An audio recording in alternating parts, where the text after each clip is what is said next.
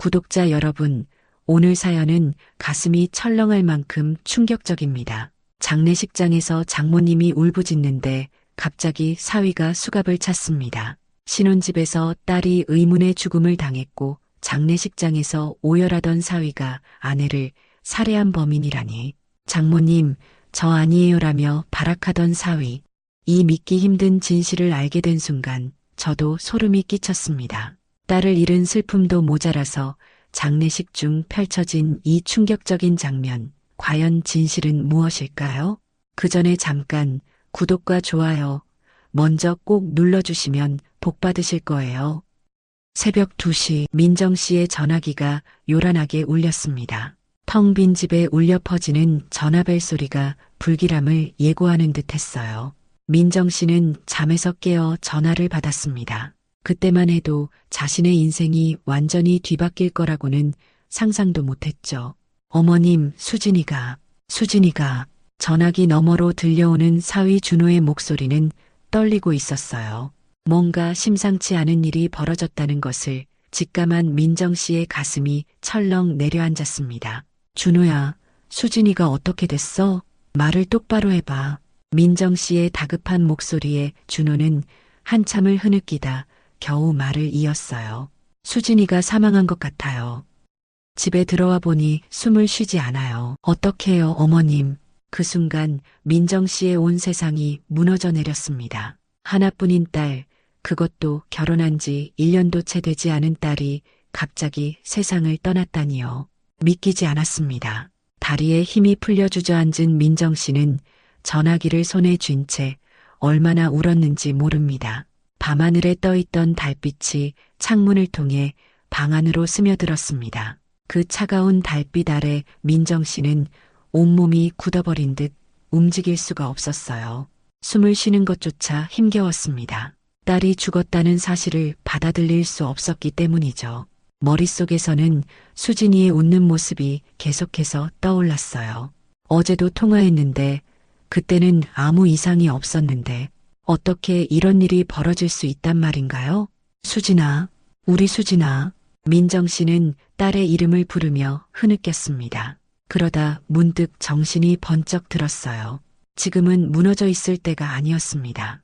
딸에게 무슨 일이 있었는지 확인해야 했어요. 민정 씨는 떨리는 손으로 다시 준호에게 전화를 걸었습니다. 준호야, 지금 어디야? 내가 지금 당장 갈게. 장모님, 저희 집이에요. 경찰이랑 구급대원들이 와 있어요. 하지만 이미 준호의 목소리가 흐려졌습니다. 민정 씨는 서둘러 옷을 갈아입고 택시를 불렀어요. 늦은 시간이라 택시를 잡기 쉽지 않았지만 다행히 한 대가 지나가고 있었습니다. 민정 씨는 택시에 올라타며 딸의 주소를 알려주었어요. 죄송하지만 빨리 가주세요. 제발요. 민정 씨의 간절한 부탁에 택시기사는 고개를 끄덕이며 속도를 냈습니다. 택시 안에서 민정 씨는 손을 꼭 쥐며 기도했어요. 혹시 오해가 있는 건 아닐지, 착각이 있는 건 아닐지. 하지만 준호의 떨리는 목소리와 흐느낌을 떠올리면 그럴 리가 없다는 것을 알았습니다. 창밖으로 지나가는 도시의 불빛들이 눈물에 젖은 눈에 번져 보였어요. 민정 씨의 머릿속에는 딸과의 추억이 파노라마처럼 스쳐 지나갔습니다. 수진이가 태어났을 때의 기쁨, 첫걸음마를 뗐을 때의 감동, 학교에 입학하던 날의 설렘, 대학에 합격했을 때의 자랑스러움, 그리고 1년 전 준호와 결혼식을 올리던 날의 행복한 미소까지 모든 순간이 선명하게 떠올랐어요.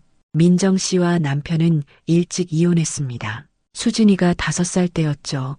그 후로 민정 씨는 홀로 수진이를 키웠어요. 어려움도 많았지만 수진이가 있어 힘을 낼 수 있었습니다. 수진이는 민정 씨의 전부였어요. 그런 수진이가 이제 없다니 믿고 싶지 않았습니다. 택시가 딸의 아파트 앞에 도착했을 때 민정 씨의 가슴은 더 세게 뛰기 시작했어요. 아파트 앞에는 경찰차와 구급차가 서 있었고 몇몇 이웃들이 모여 있었습니다. 민정 씨는 급히 택시 요금을 지불하고 아파트로 달려갔어요. 엘리베이터를 타고 딸의 집이 있는 15층으로 올라가는 동안 민정 씨의 마음은 점점 더 무거워졌습니다. 엘리베이터 문이 열리자 복도에서 경찰들이 이야기를 나누는 소리가 들렸어요.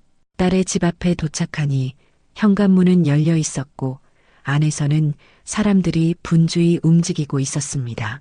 현관문 앞에서 무릎을 꿇고 흐느끼는 준호가 보였죠.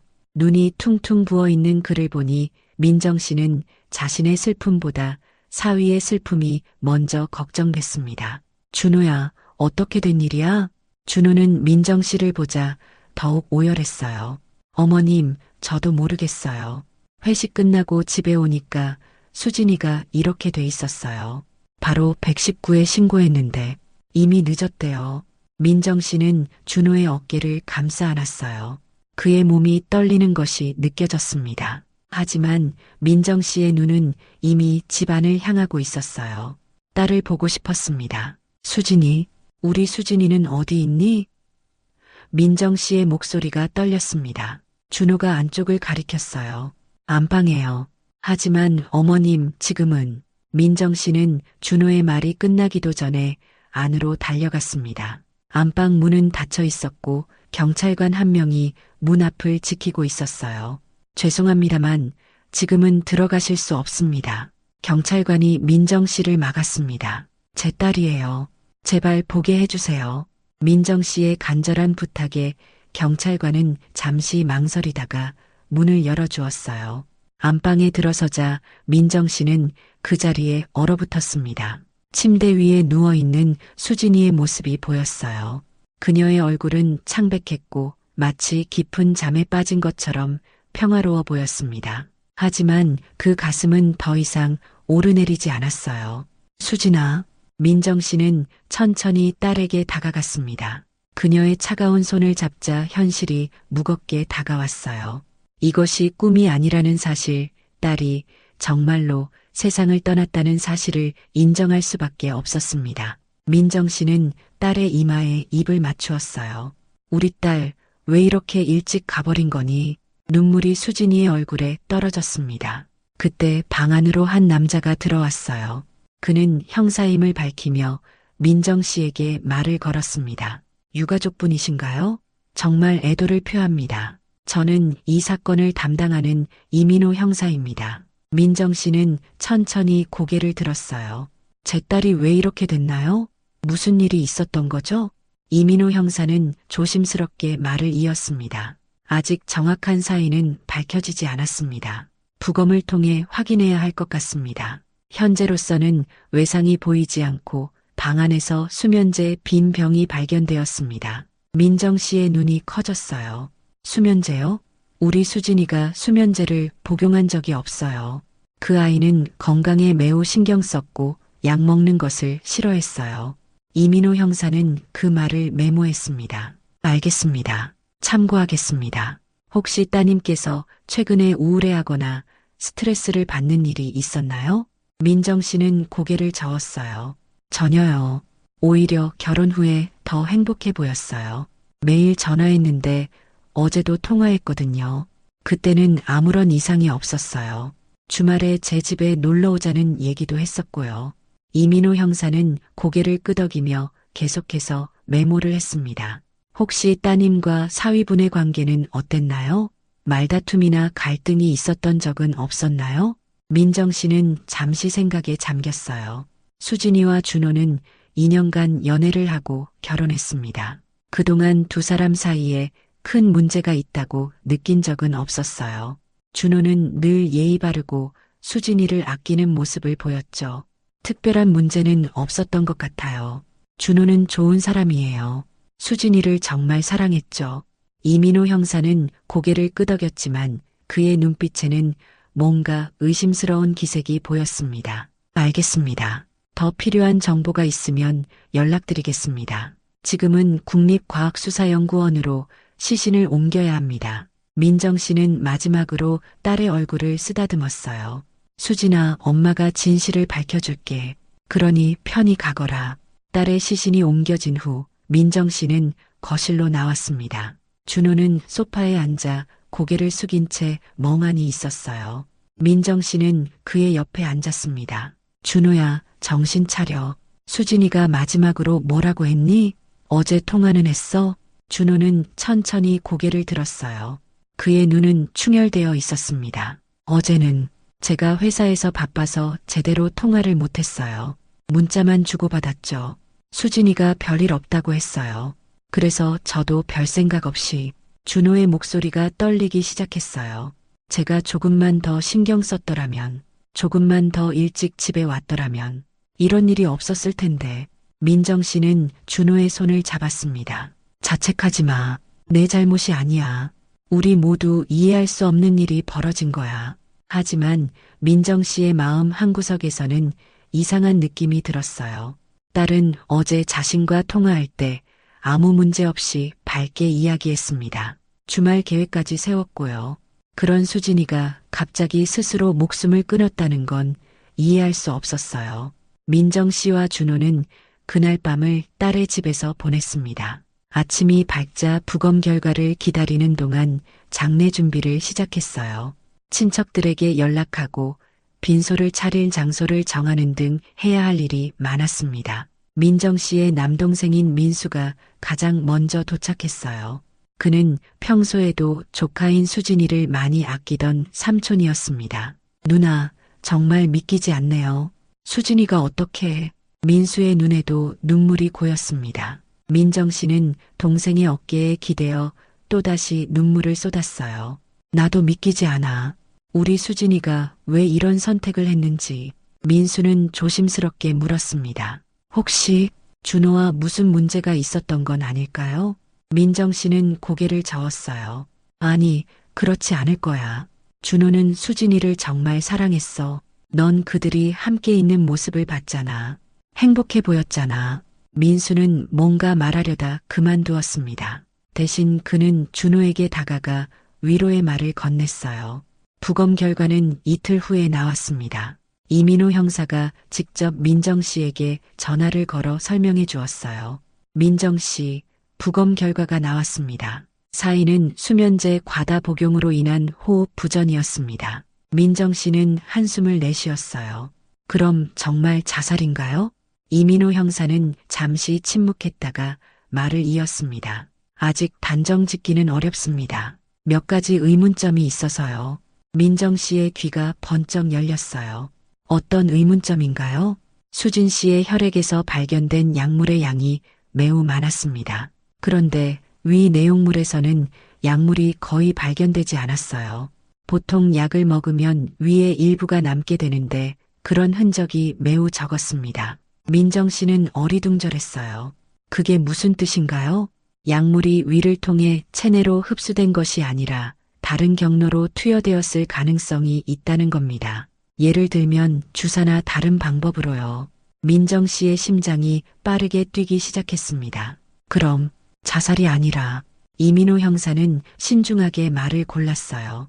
아직 확실한 결론을 내리긴 어렵습니다. 하지만 수사를 계속 진행할 필요가 있다고 봅니다. 특히 수진 씨의 손목에서 미세한 압박 흔적이 발견되었는데 이것이 자해로 인한 것인지 아니면 다른 사람에 의한 것인지 확인이 필요합니다. 민정 씨는 가슴이 철렁 내려앉는 느낌이었어요. 혹시 딸이 타살된 것일까요? 그렇다면 누가 왜... 형사님, 제 딸이 누군가에게 해를 당한 걸까요? 민정 씨의 목소리가 떨렸습니다. 아직은 모든 가능성을 열어두고 있습니다. 민정 씨께서도 혹시 딸에 관해 기억나는 것이 있다면 알려주세요. 최근에 수진 씨가 누구와 갈등이 있었는지, 특이한 행동을 보였는지.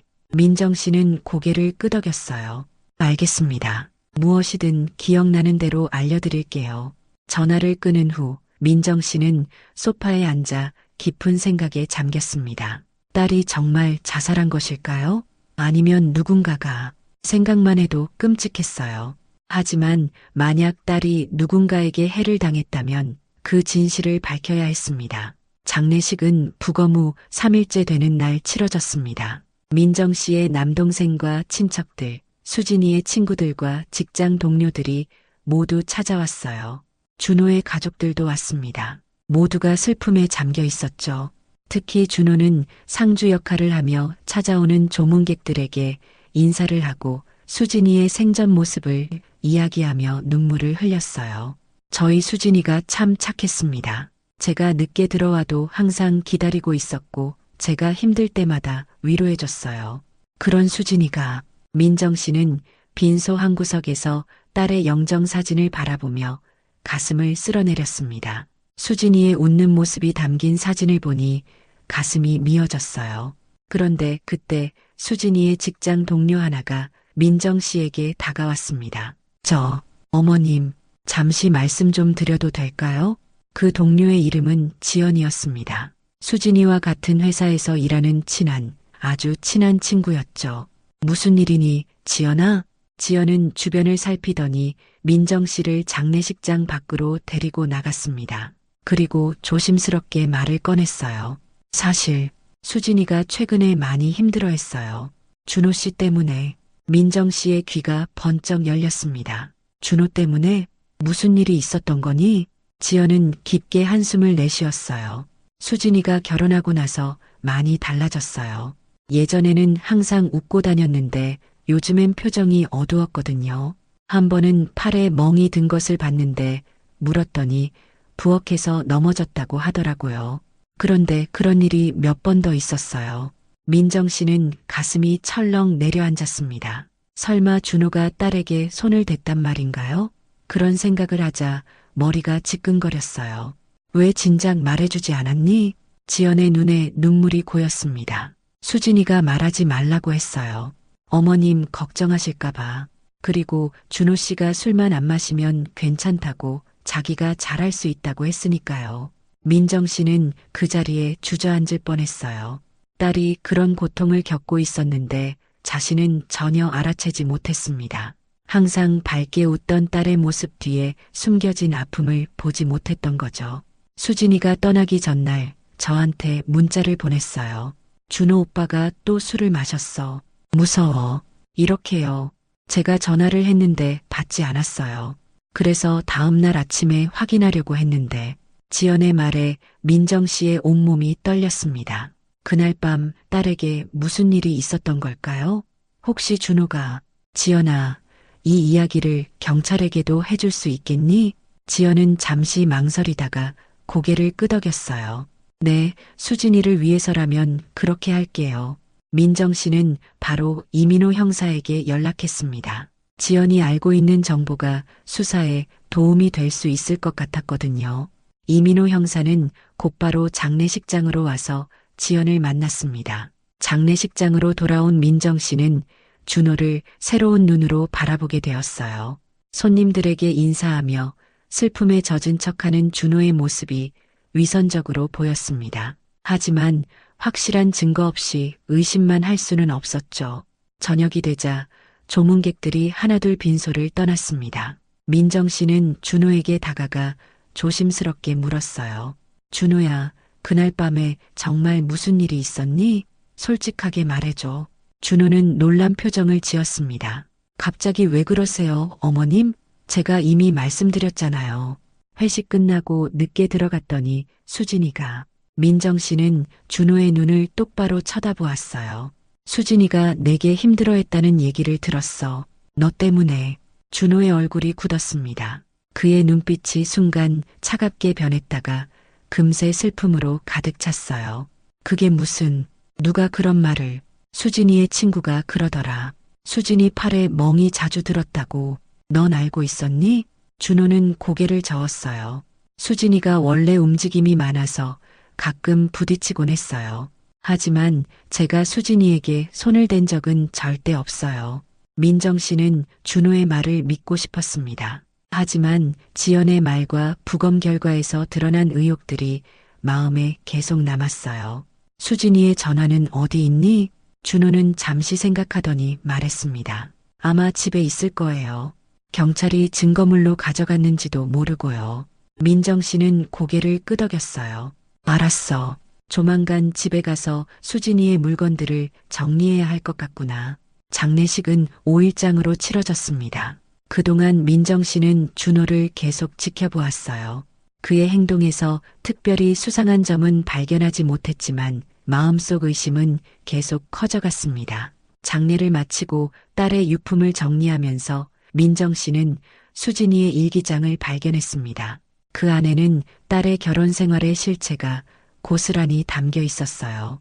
민정 씨는 딸의 방에 혼자 앉아 일기장을 펼쳤습니다. 수진이의 깔끔한 글씨체가 눈에 들어왔어요.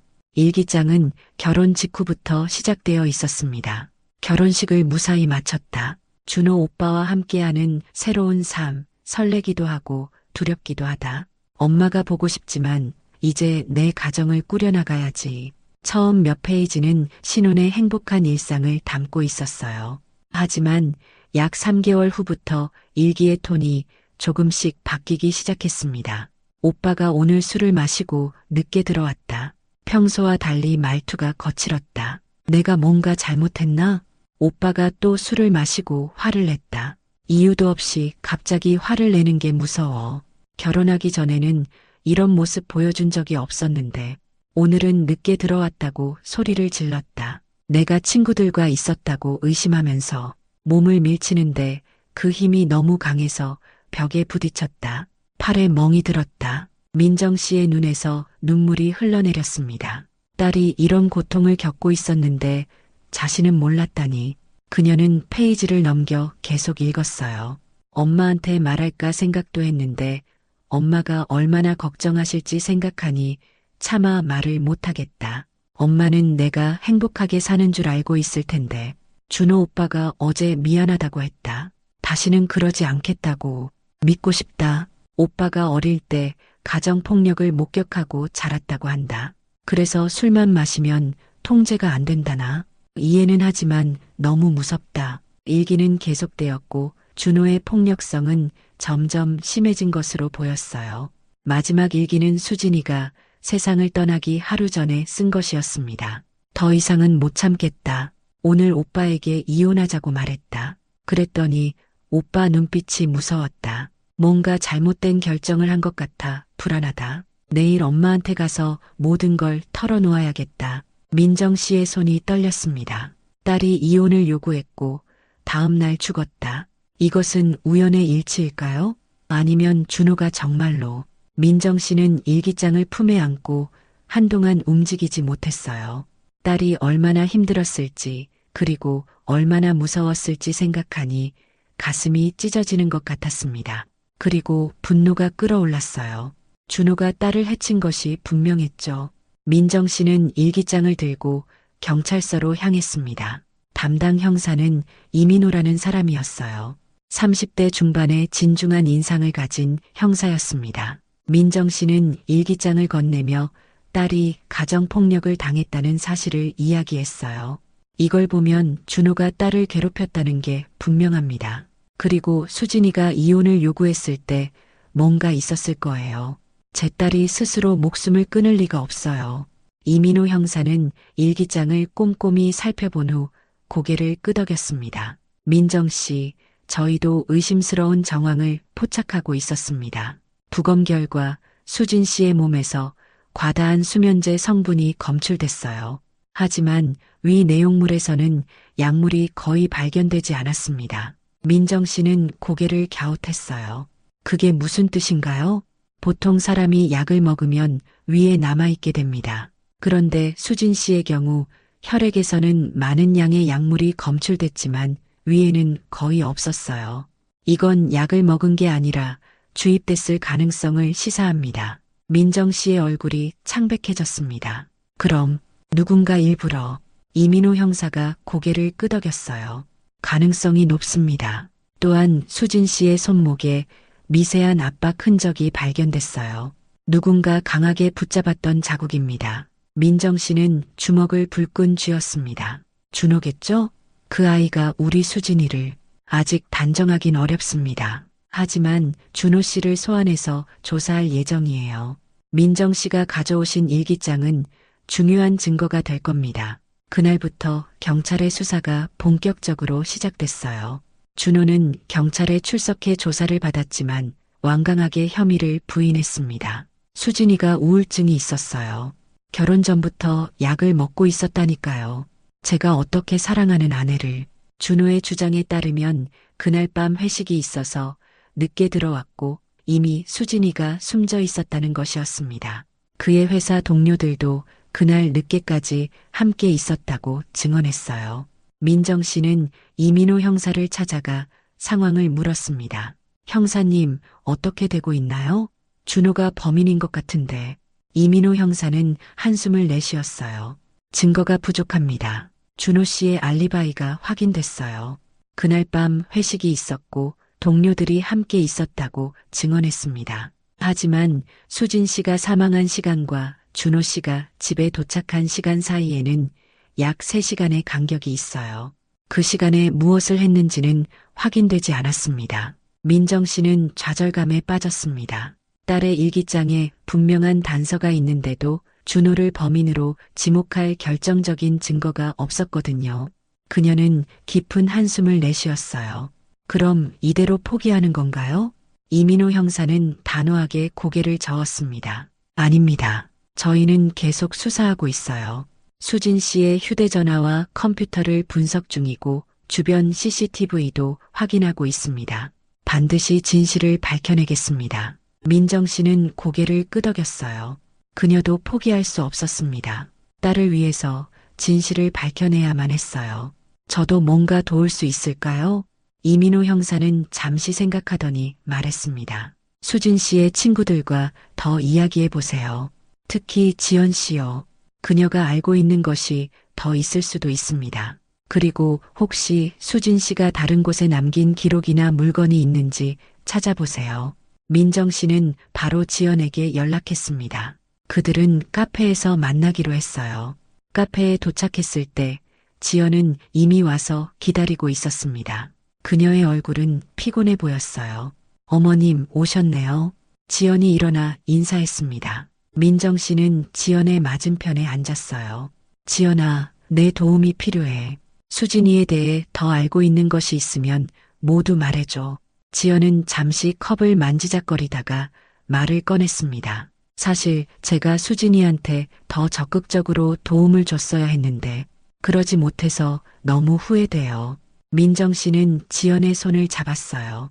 자책하지 마. 내 잘못이 아니야. 중요한 건 지금이라도 수진이를 위해 진실을 밝히는 거야.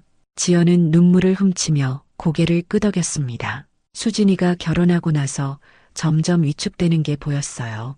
처음에는 그냥 신혼이라 적응하느라 그런가 했는데 시간이 지날수록 더 심해졌죠. 특히 준호 씨가 술을 마시면 폭력적이 된다고 했어요. 민정 씨는 고개를 끄덕였어요. 일기장에도 그렇게 적혀 있더라. 준호 씨가 수진이를 의심하기 시작했어요. 직장 동료들과 만나는 것도 싫어했고 특히 남자 동료들과 이야기하는 걸 극도로 싫어했죠. 수진이는 점점 회사 모임에도 참석하지 않게 됐어요. 민정 씨는 가슴이 아팠습니다. 딸이 그런 통제 속에서 살았다니. 그날 밤에도 수진이가 나한테 문자를 보냈어요. 준호 씨가 술을 마시고 들어올 것 같다고, 무섭다고. 제가 전화를 했는데 받지 않았어요. 그래서 다음 날 아침에 지연의 목소리가 떨리기 시작했어요. 민정 씨는 그녀의 손을 더 꼭 잡았습니다. 지연아, 괜찮아. 천천히 말해봐. 지연은 깊게 숨을 내쉬었어요. 수진이가 저한테 USB를 하나 맡겼어요. 혹시 자기에게 무슨 일이 생기면 어머님께 전해달라고. 그때는 그게 무슨 뜻인지 몰랐는데 이제 보니 민정 씨의 눈이 커졌습니다. USB 어디 있니? 지연은 가방에서 작은 USB를 꺼내 민정 씨에게 건넸어요. 여기 있어요. 아직 열어보지 않았어요. 민정 씨는 USB를 받아들고 바로 이민호 형사에게 연락했습니다. USB에 중요한 증거가 있을지도 모르니까요. 이민호 형사는 즉시 민정 씨와 지연을 경찰서로 불렀습니다. 그들은 함께 USB의 내용을 확인했어요. USB에는 여러 폴더가 있었고 그중 하나는 증거라고 이름 붙여져 있었습니다. 그 폴더를 열자 여러 녹음 파일과 사진들이 나왔어요. 녹음 파일에는 준호가 수진에게 소리치고 협박하는 내용이 담겨 있었습니다. 사진에는 수진의 멍든 팔과 다리가 찍혀 있었어요. 특히 충격적인 것은 수진이 사망한 날 밤 찍은 동영상이었습니다. 수진이 몰래 휴대전화로 녹화한 것으로 보였어요. 영상에는 술에 취한 준호가 들어와 수진에게 소리를 지르는 모습이 담겨 있었습니다. 이혼? 내가 나를 떠난다고? 절대 안 돼. 죽어도 안 돼. 준호의 눈빛은 차갑고 무서웠어요. 그가 수진에게 다가가는 순간 영상이 끊겼습니다. 민정 씨는 영상을 보며 눈물을 쏟았어요. 딸이 얼마나 무서웠을지, 그 순간 얼마나 절망했을지 생각하니 가슴이 찢어졌습니다. 이민호 형사는 즉시 증거물을 수집하고 준호에 대한 체포영장을 신청했어요. 결정적인 증거가 발견되자 수사는 빠르게 진행되었습니다. 준호는 그날 저녁 자신의 집에서 체포되었어요. 그는 처음에는 혐의를 부인했지만 증거가 너무 명백했습니다. 결국 그는 변호사를 찾았고 경찰 조사에서 충격적인 사실을 털어놓았죠. 그래, 내가 했어. 수진이가 이혼하자고 했어. 나를 버리고 떠나겠다고. 그럴 순 없었어. 그날 술을 마시고 들어와서 다시 이야기했는데 수진이가 완강했어. 순간 화가 났어. 그래서 준호의 자백에 따르면 그는 수진이를 강제로 붙잡고 수면제를 물에 녹여 마시게 했다고 합니다. 의식을 잃은 수진이에게 더 많은 약물을 주입했고 그렇게 숨지게 했다는 거예요. 그리고 몇 시간 후 자신이 발견한 것처럼 꾸며 신고했다고 했습니다. 민정 씨는 준호의 자백을 듣고 몸을 떨었어요. 딸이 그런 끔찍한 과정을 거쳐 세상을 떠났다니. 그녀는 분노와 슬픔이 뒤섞인 감정으로 가득 찼습니다. 재판은 3개월 후에 시작되었어요. 민정 씨는 법정에서 준호를 마주했을 때 참을 수 없는 분노를 느꼈습니다. 왜 그랬어요? 우리 수진이가 뭘 그렇게 잘못했길래. 민정 씨는 증인석에서 울부짖었어요. 준호는 고개를 숙인 채 대답했습니다. 제가 어릴 때부터 버림받는 것이 두려웠습니다. 부모님이 이혼하고 저를 돌보지 않았거든요. 수진이마저 저를 떠난다고 하니 그 순간 모든 것이 무너지는 것 같았어요. 준호의 말은 변명으로 들렸습니다. 그 어떤 이유도 딸을 죽인 행동을 정당화할 수는 없었어요. 재판은 3개월간 계속됐습니다. 그리고 마침내 준호에게 무기징역이 선고됐어요. 민정 씨는 딸의 억울한 죽음이 어느 정도 풀린 것 같았지만 그렇다고 마음이 편안해지진 않았습니다. 그 어떤 처벌도 딸을 돌려놓을 수는 없으니까요. 재판이 끝난 후 이민호 형사가 민정 씨를 찾아왔습니다. 정말 고생 많으셨습니다. 이런 말씀드리기 조심스럽지만 이제는 앞을 바라보셔야 합니다. 민정 씨는 쓴웃음을 지었어요. 어떻게 앞을 볼 수 있을까요? 제 딸이. 이민호 형사는 잠시 침묵했다가 조심스럽게 말을 이었습니다. 제가 이런 사건을 많이 다뤄왔어요. 가장 가까운 사람에게 상처받은 피해자들을 보면서 그리고 그들의 가족들을 보면서 깨달은 게 있습니다. 우리가 할 수 있는 가장 중요한 일은 비슷한 피해자가 생기지 않도록 목소리를 내는 거예요. 민정 씨는 고개를 들어 형사의 눈을 바라보았습니다. 어떤 목소리를 말인가요? 가정폭력의 위험성을 알리고 도움이 필요한 사람들에게 손을 내밀어주는 일이요.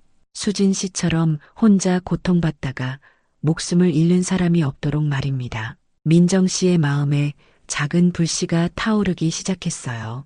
그래, 딸은 돌아오지 않지만 딸처럼 고통받는 사람들을 도울 수는 있을 거예요. 그날 이후 민정 씨는 가정폭력 피해자 지원 단체를 찾아갔습니다. 자신의 경험을 이야기하고 딸의 이야기를 전했어요. 처음에는 말하기 힘들었지만 이야기를 할수록 마음이 조금씩 편안해지는 것을 느꼈습니다. 우리 수진이가 저한테 말했더라면 제가 도울 수 있었을 텐데. 그래서 여러분은 꼭 주변에 도움을 청하셨으면 좋겠어요. 혼자 참지 마세요.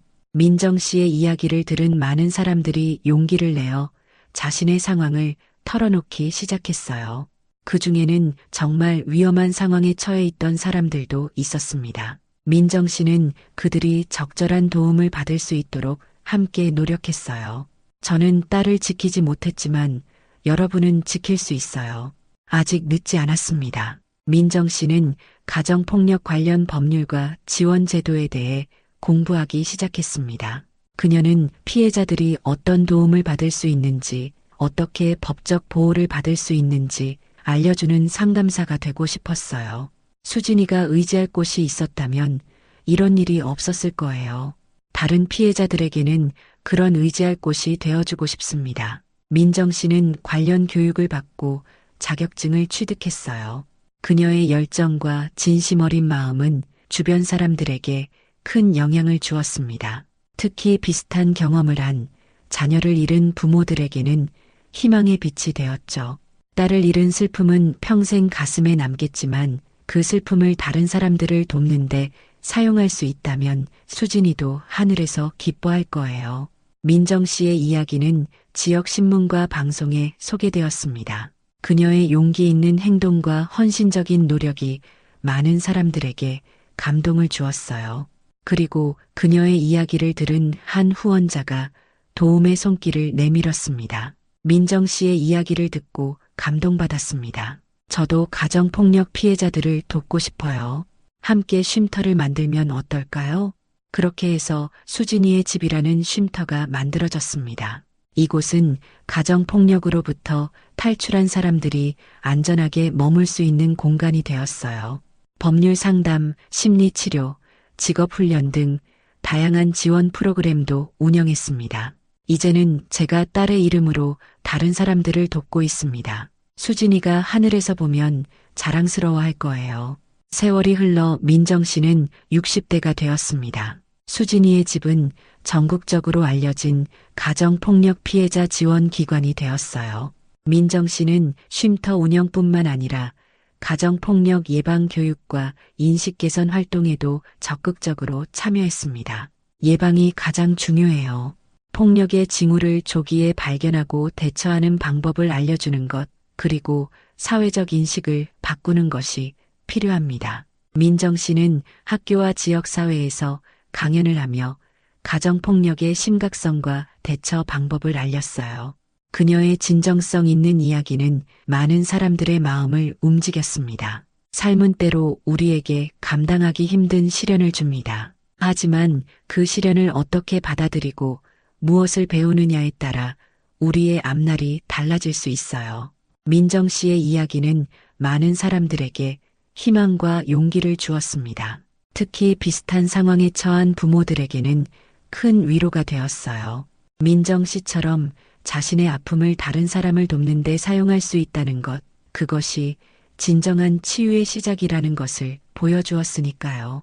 우리 모두 서로에게 조금 더 관심을 기울이고 사랑을 나눠줬으면 좋겠습니다. 나와 상관없는 일이라고 지나치지 마세요. 여러분의 작은 관심이 누군가의 생명을 구할 수도 있으니까요. 민정 씨는 수진이의 생일마다 작은 모임을 엽니다. 수진이를 기억하는 사람들과 수진이의 집에서 도움을 받은 사람들이 함께 모여 서로의 이야기를 나누고 희망을 나누는 자리예요. 제 딸은 세상을 떠났지만 딸의 이름으로 많은 생명이 구원받고 있습니다.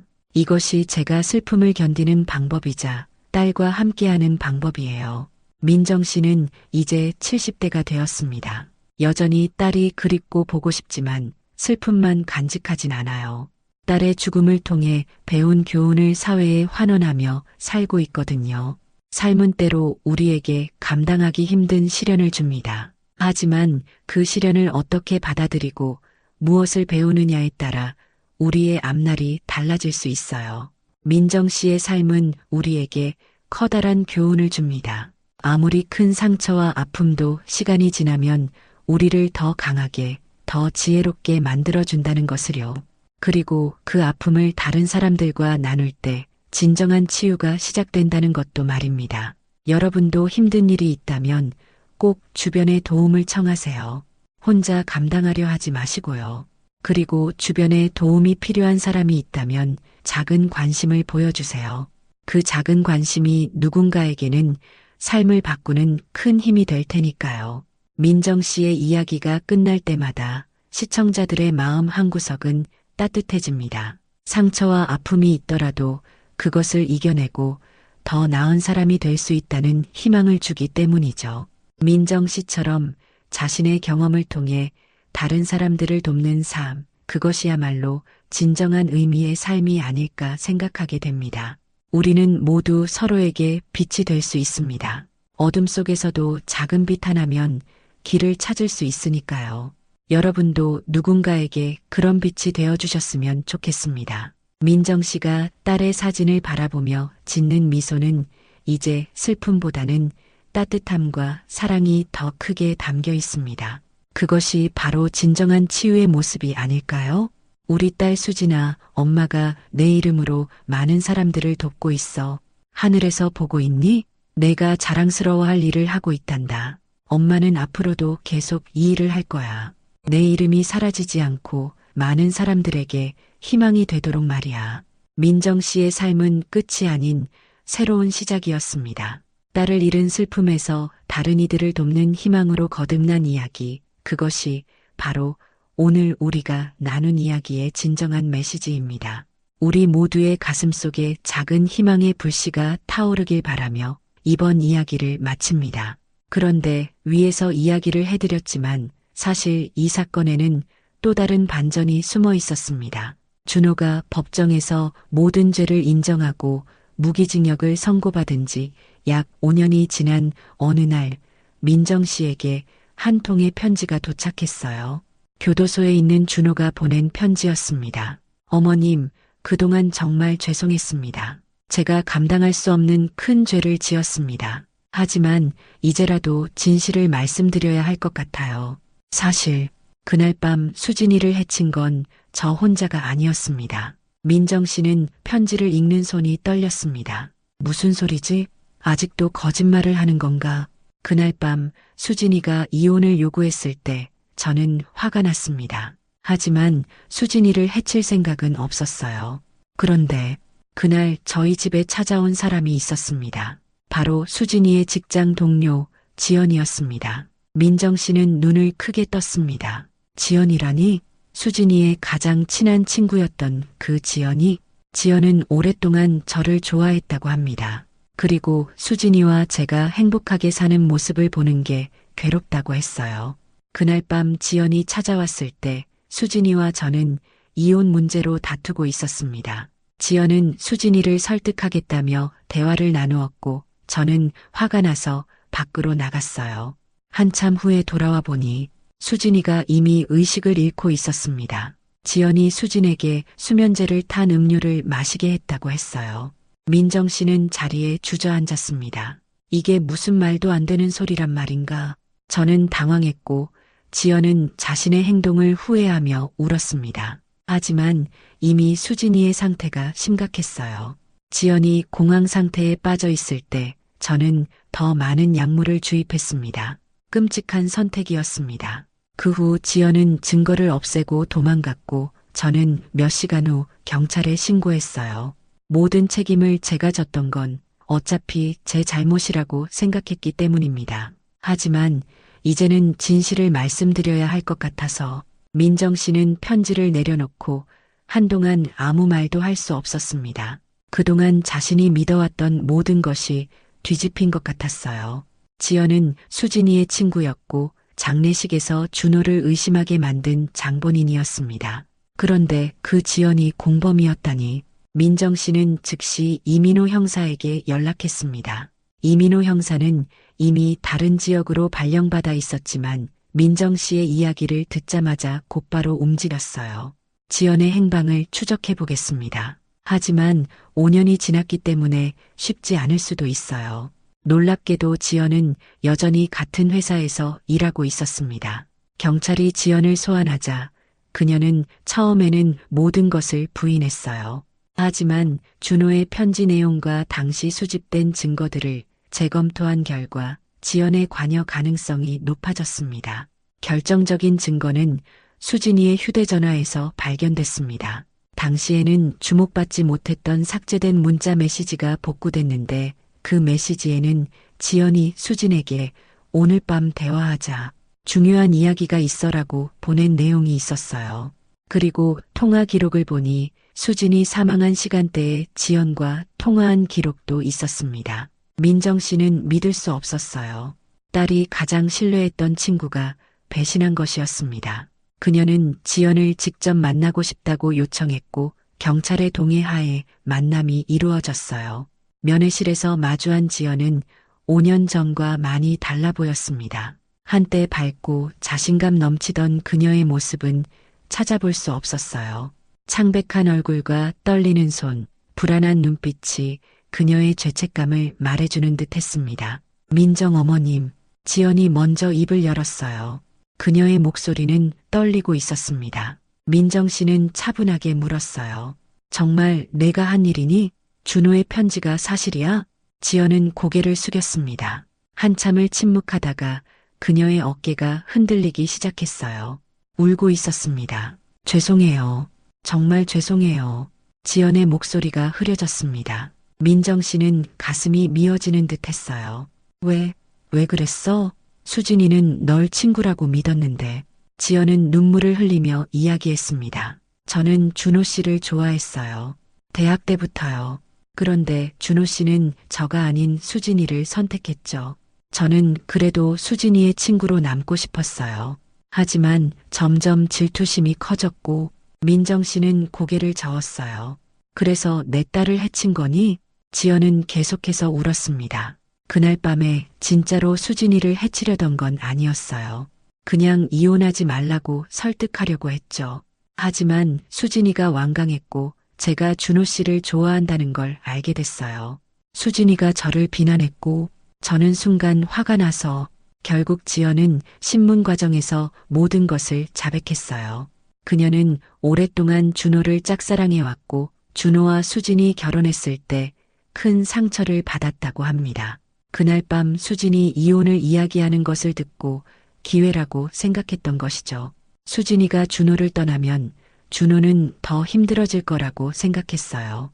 그래서 그날 밤 찾아가서 수진이를 설득하려 했는데 대화 중에 화가 났고 미리 준비해간 약물을 수진이 음료에 탔어요. 수진이가 의식을 잃자 놀라서 준호에게 전화했고 그 후로는 준호가 말한 대로예요. 민정 씨는 지연의 말을 들으며 가슴이 찢어지는 듯한 고통을 느꼈어요.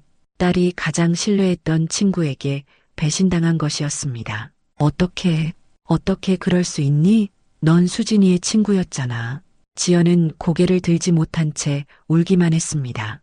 매일 후회하고 있어요. 그날 이후로 단 하루도 편히 잠들지 못했어요. 지연은 살인 방조 혐의로 기소됐고 준호의 형량도 재검토됐습니다. 두 사람 모두 죗값을 치르게 되었지만 민정 씨의 마음은 더욱 복잡해졌어요. 자신이 믿었던 사람, 딸의 친구라고 생각했던 사람이 배신했다는 사실이 너무 고통스러웠기 때문입니다. 하지만 민정 씨는 이 경험을 통해 또 다른 교훈을 얻었습니다. 진실은 때로는 우리가 생각했던 것보다 더 복잡하고 어두울 수 있다는 것, 그리고 그 진실을 마주하는 용기가 필요하다는 것을요. 우리는 쉽게 판단하고 믿고 싶은 것만 믿기 쉽습니다. 하지만 진실은 종종 우리의 기대와 다를 수 있어요. 중요한 건 그 진실을 받아들이고 그것을 통해 배우는 것이라고 생각합니다. 민정 씨는 이제 자신의 이야기를 나눌 때 준호만이 아닌 지연의 이야기도 함께 들려줍니다. 사람을 쉽게 판단하지 말라는 교훈, 그리고 진실을 찾기 위해 끊임없이 노력해야 한다는 메시지를 전하기 위해서죠. 우리 딸 수진이가 저에게 가장 큰 선물을 주었습니다. 그건 바로 진실을 찾아내는 끈기와 다른 사람들을 도울 수 있는 용기예요.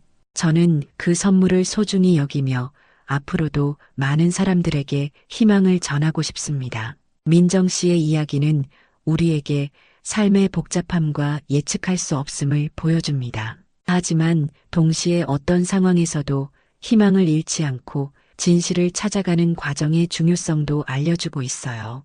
삶은 때로는 우리에게 이해할 수 없는 시련을 줍니다. 하지만 그 시련을 통해 우리는 더 강해지고 더 지혜로워질 수 있어요. 여러분도 어떤 어려움이 닥쳐도 희망을 잃지 마세요. 그리고 주변 사람들에게 항상 관심을 가져주세요. 그 작은 관심이 누군가의 생명을 구할 수도 있으니까요. 이제 민정 씨는 수진이의 집을 통해 가정폭력 피해자뿐만 아니라 배신과 상처로 고통받는 사람들도 돕고 있습니다. 믿었던 사람에게 배신당한 경험이 있는 사람들이 다시 신뢰를 회복하고 앞으로 나아갈 수 있도록 돕는 프로그램을 만든 거예요. 저도 딸의 가장 친한 친구에게 배신당했습니다. 그 배신감과 분노, 슬픔을 어떻게 극복했는지 여러분과 나누고 싶어요. 그리고 그 아픔을 통해 어떻게 더 강해질 수 있는지도요. 민정 씨의 강연은 이제 전국 각지에서 이루어지고 있습니다. 그녀의 이야기는 많은 사람들에게 공감과 위로를 주고 있어요. 특히 비슷한 경험을 한 사람들에게는 큰 힘이 되고 있죠. 저는 제 딸을 통해 중요한 교훈을 배웠습니다. 가장 가까운 사람에게서 배신당할 수도 있지만 또 가장 예상치 못한 곳에서 따뜻한 도움을 받을 수도 있다는 것을요. 중요한 건 우리가 그 경험을 어떻게 받아들이느냐입니다. 민정 씨는 이제 가정폭력 피해자 지원 분야의 전문가로 인정받고 있습니다. 그녀의 경험과 지식은 많은 사람들에게 도움이 되고 있어요. 정부에서도 그녀를 자문위원으로 초청해 관련 정책을 수립할 때 의견을 구하곤 합니다. 제 경험이 다른 사람들에게 도움이 된다면 그것만으로도 딸의 죽음이 헛되지 않았다고 생각합니다. 수진이는 이제 제 안에 살아있어요. 제가 하는 모든 일 속에 수진이의 영혼이 함께하고 있습니다. 민정 씨가 수진이의 집에서 일하는 모습은 감동적입니다.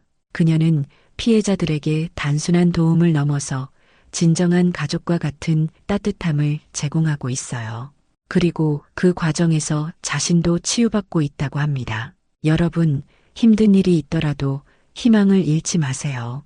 지금은 어둡고 고통스러울지 모르지만 그 고통이 언젠가는 다른 사람을 돕는 빛이 될 수 있어요. 저처럼 말이죠. 어느덧 민정 씨는 70대 후반이 되었습니다. 그녀의 머리카락은 하얗게 새었고 주름도 많아졌죠. 하지만 그녀의 눈빛은 여전히 강인함과 따뜻함으로 가득 차 있어요. 딸을 잃은 슬픔을 딛고 일어나 많은 사람들에게 희망을 준 그녀의 삶은 그 자체로 하나의 메시지입니다. 제가 딸을 잃었을 때는 세상이 끝난 것 같았어요. 하지만 지금은 알게 되었습니다. 삶은 계속되고 우리는 그 흐름 속에서 각자의 역할을 해야 한다는 것을요. 저의 역할은 수진이처럼 고통받는 사람들에게 희망이 되는 것입니다. 민정 씨는 이제 수진이의 집 운영을 젊은 세대에게 맡기고 자신은 자문 역할을 하고 있습니다. 하지만 여전히 매일 쉼터를 방문하여 피해자들과 이야기를 나누고 위로를 전해요. 젊은 세대가 이 일을 이어받아 더 발전시키는 모습을 보는 것이 제 희망입니다. 그들이 더 나은 세상을 만들어갈 거라고 믿어요. 수진이의 생일이 될 때마다 민정 씨는 작은 기념식을 엽니다. 수진이의 집에서 도움을 받은 사람들, 함께 일하는 동료들, 그리고 딸을 기억하는 모든 이들이 모여 수진이의 영혼을 기리는 자리예요. 수진아, 내가 떠난 지 벌써 20년이 되었구나. 하지만 엄마에게는 어제 일처럼 생생해. 내가 남겨준 사랑과 용기로 엄마는 지금까지 살아왔어. 그리고 앞으로도 그렇게 살 거야. 내 이름으로 많은 사람들이 새 삶을 찾고 있단다. 내가 자랑스러워할 일이지? 민정 씨의 눈에서 눈물이 흘렀지만 그것은 더 이상 슬픔의 눈물이 아니었습니다. 그것은 딸을 향한 사랑과 그 사랑으로 인해 변화된 세상에 대한 감사의 눈물이었어요.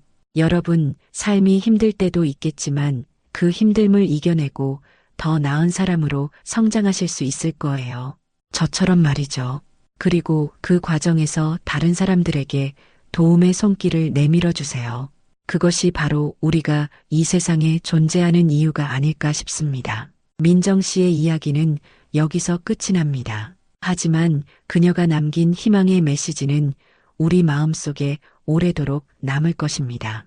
그리고 그 메시지가 누군가에게 작은 위로와 용기가 될 수 있기를 진심으로 바랍니다. 우리는 모두 인생의 여행자입니다. 그 여정에서 만나는 기쁨과 슬픔, 희망과 절망은 모두 우리를 성장시키는 밑거름이 되지요. 중요한 건 그 여정에서 우리가 어떤 선택을 하느냐입니다. 저는 딸의 죽음이라는 끔찍한 사건을 경험했지만 그것을 다른 이들에게 희망을 주는 기회로 바꾸기로 선택했습니다. 여러분도 자신의 아픔을 다른 이의 희망으로 바꿀 수 있는 용기를 가지시길 바랍니다. 민정 씨의 삶은 우리에게 중요한 가르침을 줍니다. 가장 어두운 시간 속에서도 빛을 찾을 수 있다는 것, 그리고 그 빛으로 다른 이들의 길을 밝혀줄 수 있다는 것이요. 그것이 바로 진정한 삶의 의미가 아닐까요? 우리는 모두 서로에게 빛이 될 수 있습니다. 어둠 속에서도 작은 빛 하나면 길을 찾을 수 있으니까요. 여러분도 누군가에게 그런 빛이 되어주셨으면 좋겠습니다. 민정 씨의 이야기가 전국으로 알려지면서 그녀를 찾아오는 사람들이 더욱 많아졌습니다. 그 중에는 비슷한 경험을 한 부모들도 있었고 가정폭력으로 고통받고 있는 사람들도 있었어요. 민정 씨는 모든 사람들에게 진심 어린 조언과 도움을 주려 노력했습니다. 그러던 어느 날 민정 씨의 수진이의 집에 한 젊은 여성이 찾아왔어요. 그녀의 이름은 미라였습니다. 미라는 남편의 폭력에서 벗어나 도움을 청하러 온 것이었죠. 저를 도와주세요. 더 이상 견딜 수가 없어요. 미라의 목소리는 떨리고 있었습니다. 민정 씨는 미라의 손을 잡아주었어요. 걱정 마세요. 이제 안전한 곳에 오셨습니다. 여기서는 아무도 당신을 해치지 못해요. 미라는 눈물을 흘리며 자신의 이야기를 털어놓았습니다. 결혼 초기에는 행복했지만 시간이 지나면서 남편이 폭력적으로 변했다고 해요. 처음에는 말로 하는 폭력이었지만 점점 신체적인 폭력으로 이어졌다고 했습니다. 수진이도 그랬어요. 민정 씨가 조용히 말했습니다. 미라는 놀란 눈으로 민정 씨를 바라보았어요. 수진이요? 민정 씨는 딸의 이야기를 들려주었습니다. 처음부터 끝까지 그 아픈 진실까지 모두 이야기했어요. 미라는 민정 씨의 이야기를 들으며 자신의 상황과 얼마나 비슷한지 깨달았습니다. 저도 처음에는 남편이 바뀔 거라고 생각했어요. 하지만 미라의 말이 끊겼습니다. 민정 씨는 고개를 끄덕였어요. 변하지 않았죠. 더 심해졌고요. 미라는 눈물을 훔쳤습니다. 어떻게 해야 할지 모르겠어요. 도망치고 싶지만 아이가 있어서. 민정 씨는 미라의 이야기를 듣고 즉시 행동했습니다. 법률 지원팀을 불러 미라가 남편으로부터 보호받을 수 있는 방법을 알려주었고 심리 상담사와의 면담도 주선했어요. 그리고 미라와 아이가 안전하게 지낼 수 있는 방을 제공했습니다. 여기서 당분간 쉬면서 생각을 정리하세요. 우리가 도와드릴게요. 민정 씨의 따뜻한 말에 미라는 처음으로 안도감을 느꼈습니다. 미라가 수진이의 집에 머무는 동안 민정 씨는 그녀에게 특별한 관심을 기울였어요. 수진이를 떠올리게 하는 무언가가 미라에게 있었기 때문이었죠. 어쩌면 같은 나이, 비슷한 처지 또는 그 선한 눈빛이었을지도 모릅니다. 저는 운이 좋네요. 민정 어머님을 만나서 어느 날 미라가 말했습니다. 민정 씨는 씁쓸한 미소를 지었어요. 운이 아니라 용기예요. 당신이 도움을 청할 용기를 냈기 때문입니다. 우리 수진이는 그러지 못했어요. 미라는 민정 씨의 손을 꼭 잡았습니다. 수진 씨는 어머님을 통해 지금도 많은 사람들을 돕고 있어요. 저도 그중 하나고요. 민정 씨의 눈에 눈물이 고였어요. 그 말이 위로가 되었습니다. 미라는 수진이의 집에서 3개월을 지냈어요.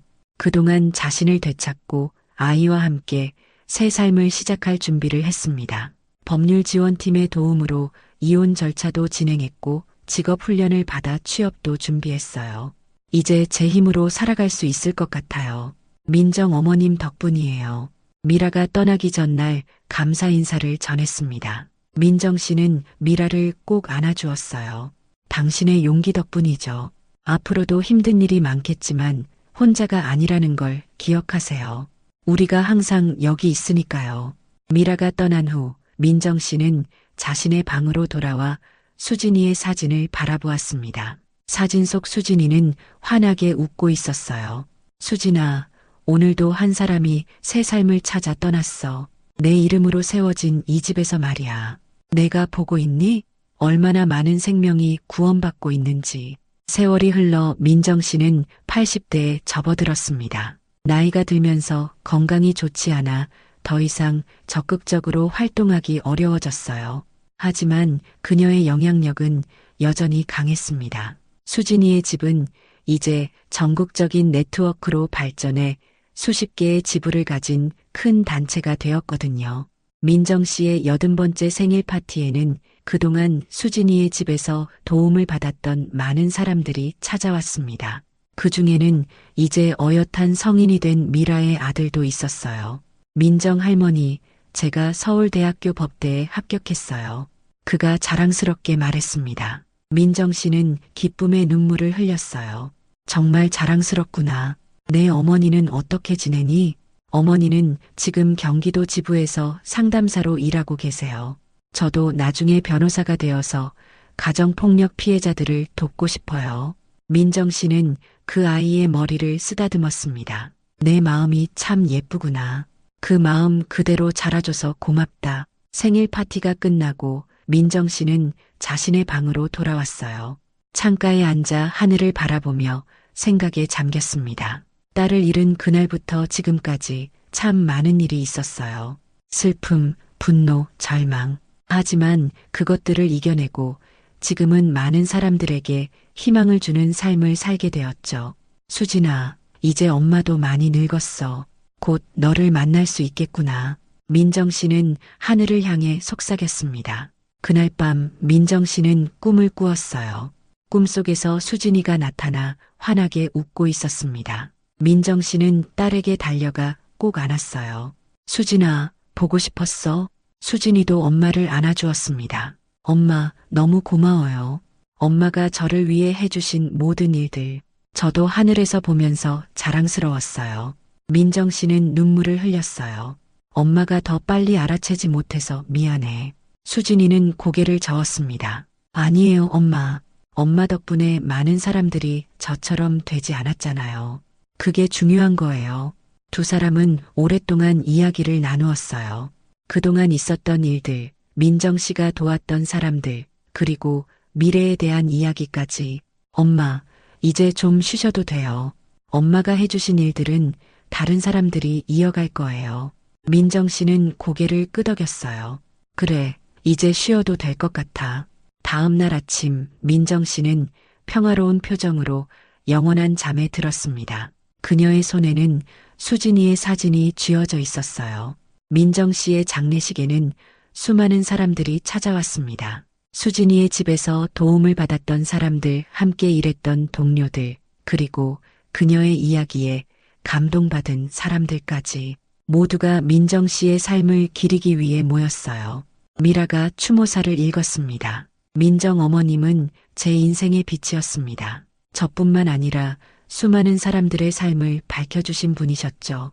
어머님이 떠나시고 슬픕니다. 하지만 어머님이 남겨주신 가르침과 사랑은 우리 모두의 마음속에 영원히 살아있을 것입니다. 장례식 후 수진이의 집 운영진들은 특별한 결정을 내렸어요. 민정 씨의 이름을 딴 장학금을 만들기로 한 것입니다. 이 장학금은 가정폭력 피해 가정의 자녀들이 교육을 받을 수 있도록 지원하는 역할을 하게 됐죠. 민정 어머님의 정신을 이어가는 가장 좋은 방법입니다. 교육을 통해 미래의 희망을 키우는 것, 그것이 어머님이 원하셨던 일이니까요. 미라가 설명했습니다. 민정 씨가 떠난 지 10년이 지났습니다. 수진이의 집은 이제 전국 신계 지역에 지부를 둔 대형 단체가 되었어요. 매년 수천 명의 가정폭력 피해자들이 이곳에서 도움을 받고 새 삶을 시작하고 있습니다. 미라는 이제 수진이의 집의 대표가 되었어요. 그녀의 아들은 변호사가 되어 법률 지원팀에서 일하고 있고요. 그들은 민정 씨의 정신을 이어받아 더 많은 사람들에게 희망을 전하고 있습니다. 어느 날 미라는 오래된 앨범을 정리하다가 민정 씨와 수진이의 사진을 발견했어요. 사진 속에서 두 사람은 환하게 웃고 있었습니다. 미라는 그 사진을 자신의 사무실에 걸어두었어요. 우리의 시작을 잊지 않기 위해서. 그리고 매년 수진이의 생일에는 특별한 행사를 엽니다. 수진이의 집에서 도움을 받은 사람들이 모여 자신들의 이야기를 나누고 미래를 위한 희망의 메시지를 전하는 자리예요. 이 행사는 희망의 빛이라는 이름으로 불리며 많은 사람들이 참여합니다. 우리는 모두 어둠 속에서 빛을 찾는 사람들입니다. 민정 어머님과 수진 씨가 우리에게 그 빛을 보여주셨어요. 이제 우리가 다른 이들에게 그 빛을 전해주어야 할 차례입니다. 미라의 말에 많은 사람들이 공감하며 고개를 끄덕였습니다. 민정 씨의 이야기는 이제 책으로도 출간되었어요. 어둠에서 빛으로 민정과 수진의 이야기라는 제목의 이 책은 많은 사람들에게 감동과 용기를 주고 있습니다. 특히 비슷한 상황에 처한 사람들에게는 큰 희망이 되고 있죠. 저는 이 책을 통해 민정 씨를 만났습니다. 그리고 용기를 얻었어요. 저도 폭력적인 관계에서 벗어나 새 삶을 시작했습니다. 한 독자가 수진이의 집에 보낸 편지에 적혀 있었습니다. 민정 씨가 시작한 작은 움직임은 이제 커다란 파도가 되어 많은 사람들의 삶을 변화시키고 있어요. 그녀가 딸의 죽음이라는 슬픔을 희망으로 바꾸어낸 것처럼 많은 사람들이 자신의 아픔을 다른 이들을 위한 빛으로 만들어가고 있습니다. 어느 노인 요양시설에서는 민정 씨의 이야기를 듣고 감동한 노인들이 자발적으로 수진이의 집을 돕기 위한 모임을 만들었어요. 그들은 손뜨개 제품을 만들어 판매하고 그 수익금을 쉼터에 기부하고 있습니다. 우리도 뭔가 할 수 있다는 게 참 기쁩니다. 나이가 들었다고 쓸모없는 게 아니라는 걸 보여주고 싶어요. 84세의 김영수 할아버지가 말했습니다. 이처럼 민정 씨의 이야기는 세대를 넘어 많은 사람들에게 영감을 주고 있어요. 그녀가 딸을 위해 시작한 작은 움직임이 이제는 사회 전체를 변화시키는 큰 힘이 된 것입니다. 민정 씨가 남긴 마지막 메시지가 수진이의 집 입구에 걸려 있습니다. 우리는 모두 서로에게 빛이 될 수 있습니다. 어둠 속에서도 작은 빛 하나면 길을 찾을 수 있으니까요. 여러분도 누군가에게 그런 빛이 되어주세요. 그리고 그 아래에는 이런 글이 추가되어 있습니다. 민정 어머님 감사합니다. 우리가 어머님의 빛을 이어가겠습니다. 민정 씨의 이야기는 여기서 끝납니다. 하지만 그녀가 남긴 빛은 계속해서 많은 사람들의 삶을 밝히고 있어요. 우리 모두가 서로에게 빛이 되어준다면 이 세상은 더욱 밝고 따뜻한 곳이 될 것입니다. 어떤 시련이 찾아와도 희망을 잃지 마세요. 그 시련이 언젠가는 다른 이들에게 희망이 될 수 있으니까요. 민정 씨처럼 우리 모두가 서로에게 희망의 빛이 되어줄 수 있기를 바랍니다. 인생은 예측할 수 없는 여행입니다. 때로는 끔찍한 폭풍우가 몰아치기도 하고 때로는 따뜻한 햇살이 비추기도 하지요. 중요한 건 어떤 날씨에도 우리가 함께 걸어간다는 것입니다. 혼자가 아니라 서로를 의지하며 말이에요.